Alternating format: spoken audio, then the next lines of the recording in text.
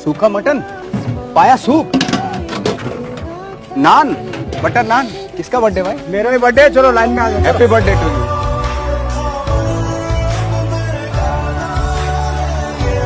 बस बिल्कुल यही हालात होने वाले हैं आपके। आपसे हमारा मतलब है आपके, मतलब एक आम आदमी के, जो बेसिकली मिडिल क्लास को बिलोंग करता है, लोअर मिडिल क्लास को, या फिर जो गरीबी रेखा के नीचे आता है। मगर क्यों?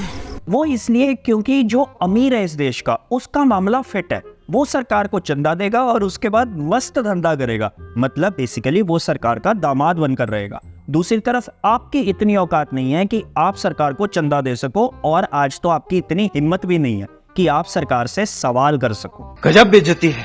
अभी कहा बेइज्जती तो होनी अभी बाकी है, क्योंकि पॉलिटिक्स में आप इंटरेस्ट दिखाओ या ना दिखाओ, हर नेता आप में पूरा इंटरेस्ट लेकर बैठा हुआ है। और ये 400 पार का जो बोझ है जब आपके कंधों पर पड़ेगा, आप बिल्कुल इसी तरह अधर में लटक कर रह जाओगे। हे हरि राम कृष्ण जगन्नाथ प्रेमानंद, ये क्या हुआ? यहाँ से हमें कबीर दास का एक दोहा भी याद आता है, अति का भला ना बोलना, अति की भली ना चूप, अति का भला ना बरसना, अति की भली ना धूप। और आज जो हमारे आसपास हो रहा है ना, वो बेसिकली अति ही है। वो एक सैचुरेशन पॉइंट आ चुका है, झूठ बोलने का, आपकी आवाज को दबाने का, आपके हक को छीनने का, पावर को मिसयूज करने का, आपको बेवकूफ बनाने का। क्या कहना क्या चाह रहे हैं भाई आप? सिंपल भाषा में कहें, आपके दिमाग में आज भूसा भरा जा रहा है और आपको एक बिना आवाज का, बिना दिमाग का ज़ॉम्बी बनाया जा रहा है, आपके दिमाग में कुछ भी उल जुलूल बातें डालकर। आप सोचिए, ये खुद को आम आदमी बताते हैं, लेकिन इनकी सोच देखिए, कह रहे पैसे वाले को लेकर आओ, वो पैसा लगाएगा देश में।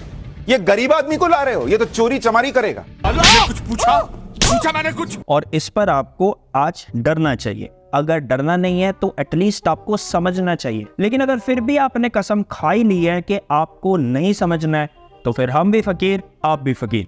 वीडियो एंड तक देखना, आप खुद समझ जाओगे।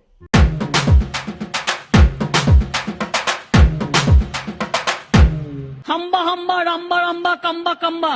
वैसे ऐसा नहीं लगता कि इस बार बीजेपी गलत जगह भिड़ गई? नहीं, सीरियसली, जब से केजरीवाल का अरेस्ट हुआ है, जब से केजरीवाल को अरेस्ट किया गया है ईडी के द्वारा, तब से आम आदमी पार्टी पूरे आंदोलन के मोड में चली गई है।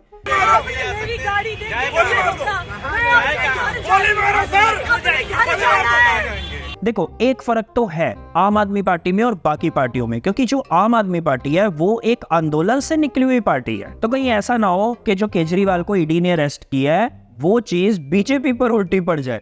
इस पर अभी थोड़ी देर में आते हैं, लेकिन उससे पहले आप इमेजिन करो 2014 से पहले का टाइम, जब वो ग्रेट अन्ना हजारे आंदोलन हुआ था। अब उस समय अगर जो यूपीए की सरकार थी, वहां पर जो लोग प्रोटेस्ट कर रहे थे, उनके ऊपर आंसू गैस के गोले चला देती, रबड़ बुलेट्स मार देती, क्योंकि कर तो वो प्रोटेस्ट ही रहे थे जैसे लोग आज प्रोटेस्ट करने जाते हैं, और उनके ऊपर रबड़ बुलेट्स मारी जाती हैं। बॉर्डर्स के ऊपर कीलें बिछा दी जाती। ऑपोजिशन के जितने नेता थे, जितनी पार्टीज थी, उनको इकोनॉमिकली तोड़ दिया जाता, उनके बैंक खातों को सीज करके, या फिर उनको किसी भी केस में अंदर कर दिया जाता। उस समय ये जितने मंत्री थे, स्मृति ईरानी, गडकरी, इवन हमारे आज के प्रधानमंत्री हमारे मोदी जी, मानो वो जेल में ठूस दिए जाते, रिपोर्टर्स को जेलों में डाल दिया जाता। और तो और एक आम आदमी, उसको इस लेवल तक डरा दिया जाता कि यूपीए की सरकार कहीं उसके ऊपर यूएपीए की धाराएं न लगा दे।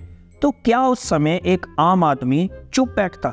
हमको नहीं पता, शायद नहीं। लेकिन आज आपकी आंखों के सामने ये सब कुछ एक्चुअल में किया जा रहा है, और आप चुप भी नहीं कर सकते। क्यों? क्योंकि बड़े सिस्टमैटिक ढंग से ना आपकी औकात को ही खत्म कर दिया गया है। हम बहुत छोटे लोग हैं, हम बहुत मामूली लोग हैं, हम आम आदमी हैं, हमारे पास पैसा नहीं है। और उसी अन्ना हजारे आंदोलन का जो सबसे बड़ा चेहरा था, हमारे अन्ना जी, वो आज कहां पर है? अरविंद केजरीवाल जैसे आदमी जो मेरे साथ काम करता था,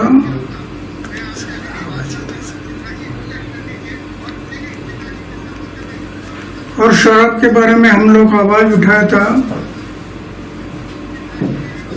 आज वो शराब नीति बना रहा है, जिससे मुझे दुख हुआ।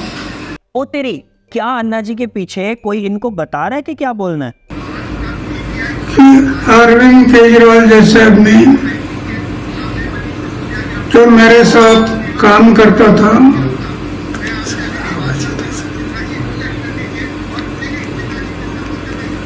और शराब के बारे में हम लोग आवाज उठाया था। नहीं, हम बस पूछ रहे हैं। हम ऐसा बिल्कुल नहीं कह सकते कि इनको कोई कुछ बता रहा है। हम तो बस आपको दिखा सकते हैं। बड़ा हरामी हो बेटा। विनो, अब बहुत से ऐसे लोग हैं जिनका ये मानना है कि जो सरकार पावर में होती है वो इसी तरह के हथकंडे अपनाती है। पहले की जो सरकारें थी ना, वो भी इसी तरह करती थी। नहीं, बिल्कुल नहीं। एक फर्क है, पहले प्रोटेस्ट करने का अधिकार हुआ करता था, पहले अपनी बात बिना डरे कहने का अधिकार हुआ करता था। पहले जो प्रधानमंत्री थे वो रेगुलर प्रेस कॉन्फ्रेंसेस करके लोगों के सवालों के जवाब दिया करते थे। इनफैक्ट पहले ऐसा माहौल भी था कि आंदोलन में से एक नई पार्टी उठकर बन गई थी, जैसे आम आदमी पार्टी। लेकिन आज क्या हो रहा है? आज एक चुनी हुई सरकार के सिटिंग चीफ मिनिस्टर को अरेस्ट कर लिया जाता है ईडी के द्वारा, जैसे पहले हेमंत सोरेन और अब अरविंद केजरीवाल। अच्छा, गिरफ्तारी क्यों हुई? केस क्या था? उससे पहले ईडी क्या कह रही है वो सुन लो। ईडी का ये कहना है कि जो अरविंद केजरीवाल है वो मास्टरमाइंड है, वो किंग पिन है। किस चीज के? कि जो शराब नीति लागू हुई थी उसके अंदर पर्टिकुलर कुछ खास लोगों को फायदा पहुंचाया गया था। चलो मान लिया ईडी यहाँ पर बिल्कुल सही कह रही है, केजरीवाल जो है वो मास्टरमाइंड थे। लेकिन वहीं जब हम इलेक्टोरल बॉन्ड्स की डिटेल जो अभी अभी बाहर आई है उसको देखते हैं और उसके अंदर लिंक्स जो एस्टेब्लिश हुए हैं, जो सेंटर में सरकार है या फिर इवन जो लोकल लेवल पर भी सरकार है, स्टेट की गवर्नमेंट्स हैं, किस तरह से उनको चंदा मिला है और उसके बाद बड़े बड़े प्रोजेक्ट्स दिए गए हैं। और ऐसा हम नहीं कह रहे हैं, ये लिंक्स बकायदा न्यूज़पेपर्स में छपे हैं। तो क्या अब जो ईडी है वो हर उस केस को इन्वेस्टिगेट करेगी जहां पर भी उसको इस तरह का लेन देन का ट्रेंड दिख रहा है? फिर वो केस चाहे किसी के भी खिलाफ बनता हो, इवन बीजेपी के खिलाफ ही क्यों ना बनता हो। हम बताते हैं नहीं, बिल्कुल नहीं। क्योंकि एक्चुअल में प्रॉब्लम क्या है, जो ईडी है उसको बीजेपी के ऑफिसेस का एड्रेस ही नहीं पता। अजीब ही फकीरी है, ये फकीरी है। अच्छा, मजे की बात क्या है कि केजरीवाल के अरेस्ट में ईडी का कहना है कि केजरीवाल जो है वो किंग पिन है, वो मास्टरमाइंड है। मतलब टेक्निकली जो रिश्वत है वो आम आदमी पार्टी को दी गई है। लेकिन इलेक्टोरल बॉन्ड्स की डिटेल जो बताती है वो कुछ अलग ही कहानी है। नहीं समझे? देखो, केजरीवाल के ऊपर आरोप क्या है? केजरीवाल के ऊपर यह आरोप है कि इन्होंने साउथ ग्रुप को फायदा पहुंचाया। इसी साउथ ग्रुप के शरद चंद्र रेड्डी को अरेस्ट कर लिया जाता है 10 नवंबर 2022 को। अरेस्ट के मात्र 5 दिन के बाद रेड्डी भाई साहब की कंपनी औरोबिंदो फार्मा ये 5 करोड़ के इलेक्टोरल बॉन्ड्स खरीद लेती है। और ये जो इलेक्टोरल बॉन्ड्स हैं ये कैश कौन करवाता है? ये कैश करवाती है बीजेपी पार्टी। जिसके बाद हमारे रेड्डी भाई साहब वो बन जाते हैं सरकारी गवाह। और सरकारी गवाह बनने के बाद रेड्डी भाई साहब की कंपनी औरोबिंदो फार्मा 25 करोड़ के और बॉन्ड्स खरीदती है, जिसको फिर से बीजेपी बनाती है। मतलब जिस इंसान की कंपनी भर भर कर चंदा बीजेपी को दे रही है, वही इंसान सरकारी गवाह बनता है। किस केस में? जिस केस में एक sitting chief minister Arvind Kejriwal, उनको ईडी अरेस्ट कर लेती है मनी लॉन्ड्रिंग के आरोप में। चूतिया बनाया तुमको। देखो, हमें इस चीज से कोई प्रॉब्लम नहीं है कि अगर करप्शन हुई है तो उसकी इन्वेस्टिगेशन होनी चाहिए। लेकिन जब हम और केसेस को देखते हैं ना, जैसे इस वीडियो में हमने आपको mega engineering and infrastructure limited के बारे में बताया था कि किस तरह से इनको बड़े बड़े प्रोजेक्ट्स मिले चंदा देने के बाद, या फिर और कंपनीज जो अपनी औकात से बढ़कर 600 गुना बढ़कर इलेक्टोरल बॉन्ड्स खरीद रही हैं और सरकारों को चंदा दे रही हैं। क्या ईडी इनके खिलाफ कभी भी कार्रवाई करेगी? नहीं। ना, बिल्कुल नहीं करेगी, क्योंकि ये राम राज्य चल रहा है और राम राज्य में सब कुछ उल्टा ही होता है। बात तो सही है। चलो आपको एक और एग्जांपल बताते हैं कि किस तरह से नेता जो है आपको बेवकूफ बनाते हैं। 2014 के बाद एक और ट्रेंड बहुत देखने को मिला है गौरक्षा का। हर कोई गौरक्षक बना घूमता है और इसमें सबसे आगे कौन सी पार्टी है? बीजेपी पार्टी या उसके सहयोगी दल। लेकिन अब जो इलेक्टोरल बॉन्ड्स की डिटेल बाहर आई है उससे एक नई चीज ही पता चली है। ये जितने भी गौरक्षक बने घूमते हैं, ये जितने भी गौ माता के भक्त बने घूमते हैं, ये उस कंपनी से करोड़ों का चंदा ले रहे हैं जो नंबर 1 बीफ एक्सपोर्टर है इंडिया की। सही में एलेना ग्रुप जो नंबर 1 एक्सपोर्टर है मीट प्रोडक्ट्स में, वो 5 करोड़ के बॉन्ड खरीदता है और एकनाथ शिंदे की शिवसेना को देता है, और दूसरी तरफ 2 करोड़ के बॉन्ड खरीदकर बीजेपी पार्टी को देता है। और आप ये कतई मत सोचना कि ये जो पार्टियां हैं ये वो चंदा लेने से मना कर देती हैं। देखो, इन पार्टियों को कोई फर्क नहीं पड़ता कि वो पैसा कहां से आ रहा है। वो पैसा गौ माता के खून में रंगा हुआ है क्या नहीं रंगा हुआ है। ये सारे लॉजिक जो है ना, ये सारे लॉजिक सिर्फ एक आम आदमी के लिए है। ये सारे लॉजिक सिर्फ आपको बेवकूफ बनाने के लिए है। क्योंकि जब इन पार्टियों को पैसा मिलता है तो ये बिल्कुल नहीं देखती कि वो पैसे का सोर्स क्या है, वो पैसा कैसे कमाया गया है, या वो पैसा कहां से आ रहा है। मतलब अगर सिंपल भाषा में समझाएं, जो धर्म की रक्षा का बोझ है वो सिर्फ और सिर्फ आपके कंधों पर है या आपके बच्चों के कंधों पर है। इनके कंधों पर कौन सा बोझ है? इनके कंधों पर बोझ है पैसे का। इनके बच्चों के कंधों पर क्या बोझ है? इनके बच्चों के कंधों पर भी बोझ है पैसों का। अरे हम तो फकीर आदमी हैं, झोला लेके चल पड़ेंगे जी। एनीवेज, आज के हालात है क्या? हमारे जो प्रधानमंत्री हैं पीएम मोदी, वो तीसरी बार अगर प्रधानमंत्री बनना चाहते हैं तो क्या इस तरह से बनना चाहते हैं? The easy way. बिल्कुल आपने मेरे दिल की बात बता दी। इजी वे से हमारा मतलब है कि ऑपोजिशन के मंत्रियों को अपनी तरफ कर लो और उनके चरित्र को, उनके हृदय को परिवर्तित कर दो। मतलब जो नेता दूसरी पार्टी में करप्ट होता है वो बीजेपी में आकर पाक साफ हो जाता है, और अगर कहीं वो गलती से इनकी पार्टी में आने से मना कर दे तो उसको जेल में डाल दो। और अगर आप जेल में भी नहीं डाल सकते हो तो एक पूरी की पूरी पार्टी के आप बैंक के खाते सीज कर दो। मतलब ना वो प्रचार कर सकें, ना वो अपनी एडवर्टाइजमेंट कर सकें, वो कुछ ना कर सकें, उनके हाथ बांध दो और फिर बोलो उनको इलेक्शन लड़ने के लिए।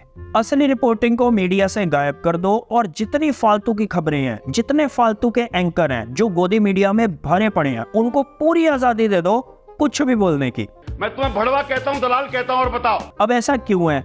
ऐसा इसलिए है क्योंकि अगर लेवल प्लेइंग फील्ड होगा तो फिर आपको काम की बात करनी पड़ेगी, फिर आपको जॉब्स की बात करनी पड़ेगी, आपको महंगाई की बात करनी पड़ेगी, आपको डेवलपमेंट की बात करनी पड़ेगी, आपको एफडीएस की बात करनी पड़ेगी, फॉरेन से इन्वेस्टमेंट की बात करनी पड़ेगी, आपको नई नई जॉब अपॉर्चुनिटीज आपने क्या क्रिएट की है, आपको इन सब के ऊपर बात करनी पड़ेगी, यूथ के हालात के ऊपर बात करनी पड़ेगी, आज जो भूखमरी फैली हुई है देश के अंदर आपको उसके ऊपर बात करनी पड़ेगी। और वो होगा मुश्किल रास्ता, क्योंकि सरकार ने पिछले 10 साल में नो डाउट मंदिर बहुत अच्छे बनवाए हैं, धर्म पर बहुत अच्छी बातें की हैं, बहुत बड़ी बड़ी बातें की हैं, लेकिन जॉब्स कितनी प्रोड्यूस की हैं ये थोड़ा सा क्वेश्चन ट्रिकी है। हम घर में घुस के मारेंगे। नहीं सच्ची, आप इस बात से बिल्कुल इनकार नहीं कर सकते। आज भले ही आपकी जेब फटी हो, आपकी जेब में पैसे नहीं है, लेकिन आपके दिल में, आपके फेफड़ों में, आपके गुर्दों तक में गर्व पूरा भरा हुआ है। और ये गर्व किस तरह से भरा गया है? आपको नई नई रोचक कहानियां बताकर।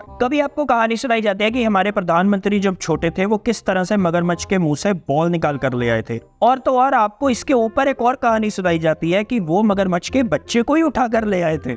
और अभी तो बिल्कुल लेटेस्ट कहानी मार्केट में चल रही है, वॉर रुकवाने की कहानी। और इस कहानी को बीजेपी का हर मंत्री दिन रात 24 घंटे दोहराने में लगा हुआ है। पूरे का पूरा गोदी मीडिया इसको लूप में चला रहा है। मतलब पूरी प्लानिंग के साथ इस कहानी को आपके दिमाग में भरा जा रहा है। लेकिन क्या कभी आपने सोचा है कि इतनी आसानी से ये सरकार कैसे झूठ बोल लेती है और आप उस झूठ को मान भी लेते हो? वॉर रुकवा दी पापा। सिंपल है, झूठ को इतनी बार बोलो और इतनी शिद्दत से बोलो कि वो सच लगने लग जाए, और जो सच है उसको इस तरह से इग्नोर करो कि सच बोलने वाला ही आपको बेवकूफ लगने लग जाए। और फिर हमारी बस निकाली पापा। इवैक्यूएशन तो तब होता सर जब हमें वॉर जोन से निकाला गया होता सरकार के द्वारा, पर सरकार के असर उन्होंने तो एक एडवाइजरी जारी कर दी, आप अपने से निकल जाओ जहाँ पे जाना है आपको। और वैसे भी सरकार अच्छे से जानती है कि अगर आज सच आपको पता भी चल गया तो कुछ नहीं होने वाला, क्योंकि आप धर्म का नशा करके बैठे हुए हो, आप धर्म की अफीम चाट कर बैठे हो, और आपको सब कुछ देखते हुए भी कुछ नहीं दिखाई देता। क्या बोला तूने? फिर भी डरे डरे ही सही, जब तक हो सकता है, जितना हो सकता है आप मजा कर लो। हम तो हमेशा कहते आए हैं, आज फिर कहेंगे, India is great, be healthy, be happy. बाकी तू बोल दे। हम करते हैं सेवा, वो खाता है मेवा, तौबा नाम न उसका लेना, वो झूठा है वो न उसको देना, बोलो वो झूठा है वो न उसको देना।